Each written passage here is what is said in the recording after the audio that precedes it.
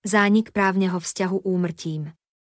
Právny vzťah založený pracovnou zmluvou medzi zamestnávateľom a zamestnancom zaniká smrťou zamestnanca podľa paragrafu 49 odsek 4 zákonníka práce. Smrť zamestnanca vždy hlboko zasiahne do života rodiny zamestnanca, ale aj zamestnávateľa. Žiadny právny predpis nerieši komplexne túto problematiku. Je potrebné preto vychádzať z viacerých zákonov a predpisov. Ide napríklad o zákonník práce, zákon o dani z príjmov, zákon o sociálnom poistení, zákon o zdravotnom poistení a v prípade úrazu aj zákon o ochrane a bezpečnosti zdravia pri práci. Zamestnávateľ je povinný zúčtovať mzdu zosnulého zamestnanca ku dňu smrti a zároveň vysporiadať všetky nároky zosnulého zamestnanca, napríklad nevyčerpaná dovolenka.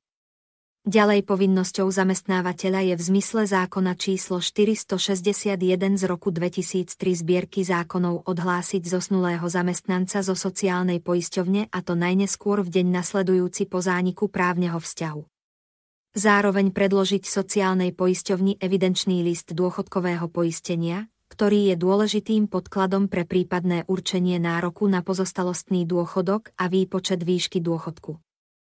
Podľa zákona číslo 580 z roku 2004 zbierky zákonov má zamestnávateľ povinnosť aj odhlásiť zosnulého zamestnanca zo zdravotnej poisťovne a to v lehote do 8 dní.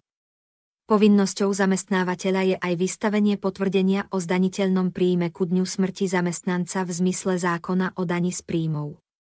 Do príjmu zamestnanca sa nezapočítavajú peňažné nároky, ktoré sú vo výške štvornásobku jeho priemerného zárobku a ktoré prechádzajú postupne na jeho manžela, manželku, deti, rodičov. Vyplatené a zdaňované peňažné nároky sa uvedú v potvrdení na tú osobu, ktorej boli vyplatené. Zamestnávateľ potvrdenie o zdaniteľnom príjme zosnulého zamestnanca doručí dedičovi, ktorý je povinný podať daňové priznanie v lehote do 3 mesiacov odo dňa úmrtia. V prípade, že dedič požiada finančnú správu o predĺženie lehoty na podanie daňového priznania, lehota na podanie daňového priznania za zosnulého zamestnanca sa predĺží a to maximálne do 6 mesiacov od jeho úmrtia.